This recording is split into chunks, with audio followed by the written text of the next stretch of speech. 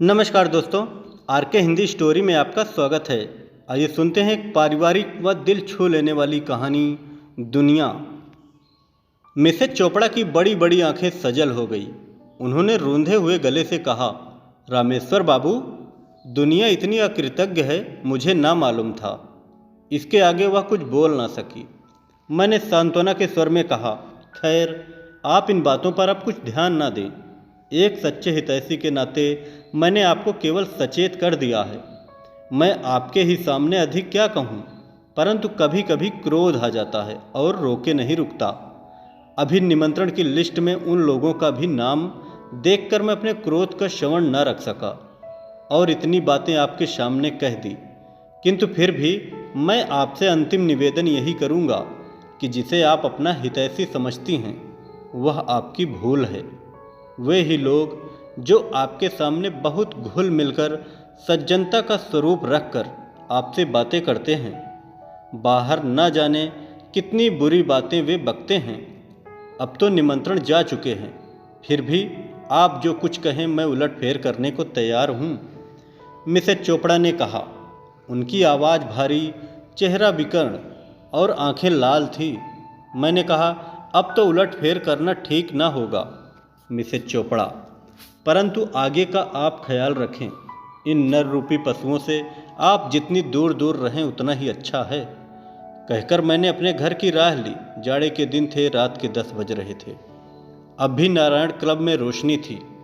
मैंने सोचा चल कर देखूँ तो सही, यहाँ इतनी रात तक क्लब में कौन कौन महाशय विराजमान हैं।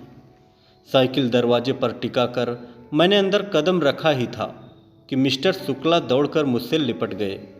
आइए आइए रामेश्वर, कहिए, सब कुशल है ना? आप तो बहुत दिन के बाद दिखे, मिस्टर रामलाल ने आंख मारते हुए कहा। अरे भाई, आजकल तो ये बड़े घर के मेहमान हैं, हम लोगों के पास तक आने का समय इनके पास कहाँ। जब इधर से छुट्टी मिले तब ना। प्रेम नारायण ने चुटकी ली। भाई, किस्मत इसी को कहते हैं।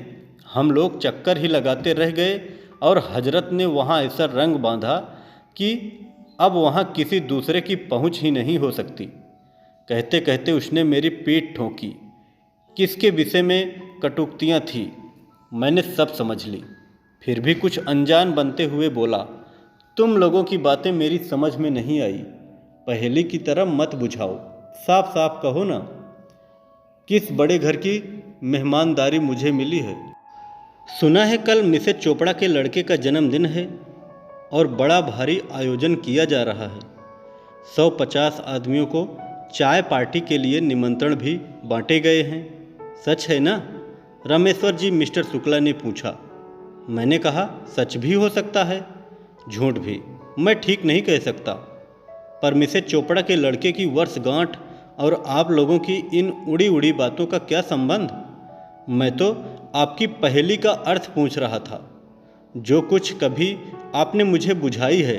बनो ना दोस्त, अभी वहीं से आ रहे हो और कहते हो मुझे मालूम नहीं है।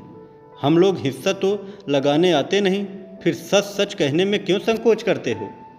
एक कुटिल हंसी के साथ प्रेम नारायण ने मुझसे कहा। मेरे बदन में आग सी लग गई। फिर भी मैंने अपने क्रोध को दबाया। मैंने सोचा, भला देखूं तो सही, यह लोग किस हद तक जाते हैं। क्या आप लोग मिसेज चोपड़ा के विषय में कुछ कहना चाहते हैं? मैंने पूछा।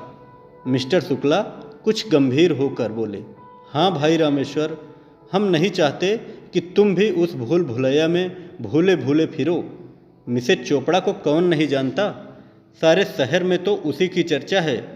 भाई, एक नज़र में तो यह लोग को पागल बना देती है। औरत नहीं, जादूगरनी है। पर धिक्कार है मिसेज चोपड़ा को। क्या उन्हें यह बातें ना मालूम होगी? प्रेम नारायण बोला। अरे मालूम क्यों नहीं है? औरत की कमाई पर ही तो इतना बड़ा मकान खड़ा कर लिया है। नहीं तो 450 में आजकल क्या होता है? मिसेज चोपड़ा को नहीं देखते? रेशम छोड़कर दूसरी बात ही नहीं करती। देखा नहीं किस ठाठ से निकलती है। कपड़े सदा कीमती पहनती है।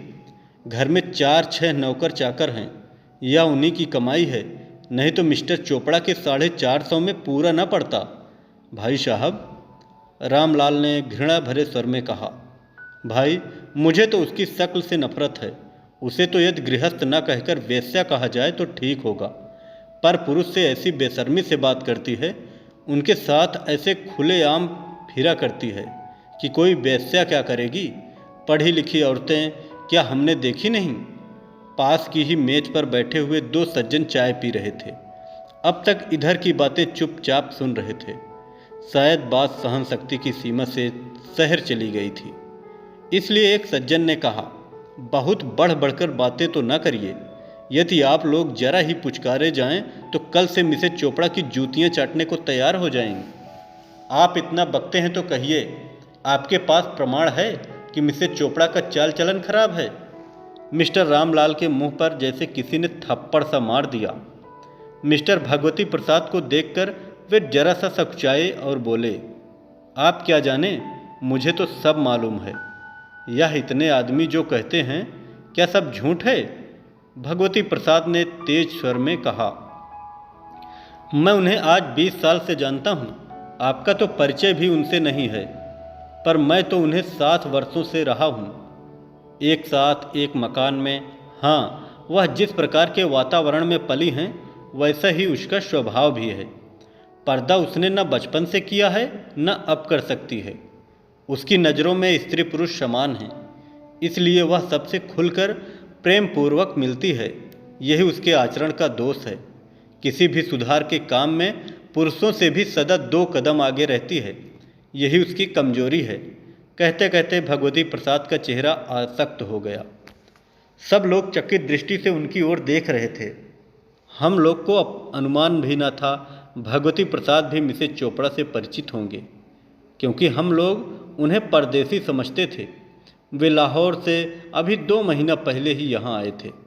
कुछ ठहर कर वे फिर बोले, लेकिन कहने वालों की जबान को लगाम कौन लगाए?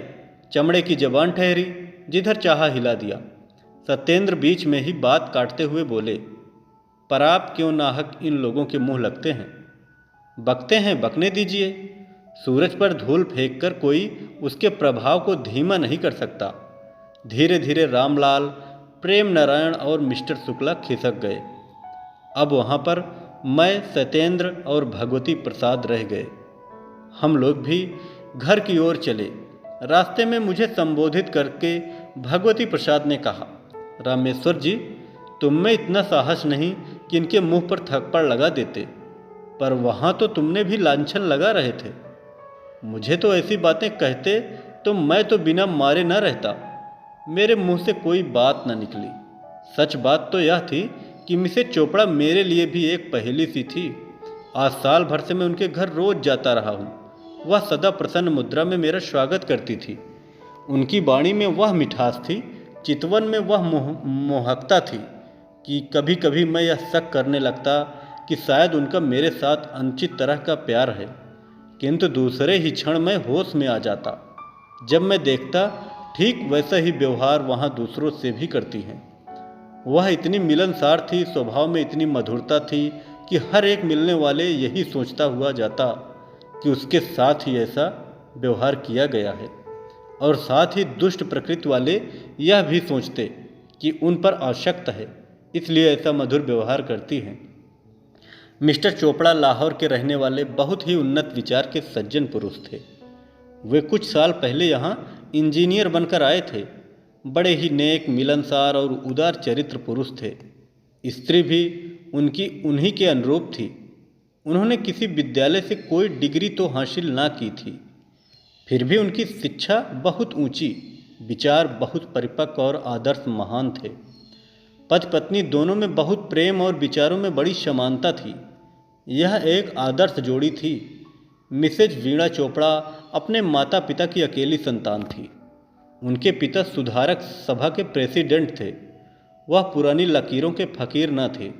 वीणा अपने पिता के साथ साथ छुटपन से ही सभा सोसाइटियों में जाती थी और अक्सर व्याख्यान भी दिया करती थी। स्त्री पुरुष उसके लिए समान थे। वह पुरुषों से भी उसी प्रकार निसंकोच भाव से मिल सकती थी जैसे स्त्रियों से, लेकिन पिछड़े हुए समाज में वीणा का इस प्रकार निसंकोच भाव से पर पुरुषों से मिलना अकेली सभा सोसाइटियों में चले जाना, किसी दूसरे व्यक्ति के साथ अकेली वापस आना पाप हो गया। पहले तो लोग कुछ अधिक ना कह सकते थे, किंतु इधर जब से सभा का निर्वाचन हुआ और शहर में इतने महानुभाव के रहते हुए भी अछूतोद्वारिणी सभा का अध्यक्षा वीणा देवी को चुनी गई और इस सिलसिले में उन्हें बहुत से व्यक्तियों से मिलना जुलना पड़ा, बहुत जगह आना जाना पड़ा, कई ऐसे व्यक्तियों से भी संसर्ग रखना पड़ा जिनसे शायद वीणा कभी मिलना भी ना चाहती। तो उन लोगों को खुलेआम बकने का मौका मिला जिन्हें वीणा की चाल ढाल ना पसंद थी। उन्हें वीणा को दिया हुआ सम्मान फूटी आंख न सुहाता था। 1 2 3 4 नहीं, वीणा के साथ जिसने भी सहानुभूति प्रदर्शित की, जिस किसी ने उसके साथ घंटे आधे घंटे बात की, वह वीणा का प्रेमी हो गया। दूसरे दिन मिसेज चोपड़ा के यहाँ वर्षगांठ का समारोह था। 4 बजे कुछ स्त्री पुरुषों का सम्मिलित भोज था। हम लोग सब पहुँचे पर मिसेज चोपड़ा न थी। मालूम हुआ वे रात से अस्वस्थ हैं, इसीलिए खुद इस भोज में शामिल नहीं हो सकती। बीच में कई सज्जन उनसे मिलकर सहानुभूति और धन्यवाद देना चाहा, पर मिस्टर चोपड़ा ने यह कहकर टाल दिया कि वे इस समय मिल ना सकेंगी। आप लोग को आने की कृपा के लिए धन्यवाद देता हूँ। सब लोगों के जाने पर मैंने भगवती प्रसाद और सत्येंद्र ने मिसेज चोपड़ा के ड्राइंग रूम में प्रवेश किया। वह बैठी अपने बच्चों को कपड़े पहना रही थी। मुझे देखते ही आदर प्रदर्शित करते हुए उन्होंने अभिवादन किया। भगवती प्रसाद और सत्येंद्र को उन्होंने कुछ न कहा, पर वे लोग बहुत समीप जाकर बैठ गए। अब मैं समझा इनका संबंध कितना घनिष्ठ है। क्या सचमुच आपकी तबीयत खराब थी? भगवती प्रसाद ने पूछा।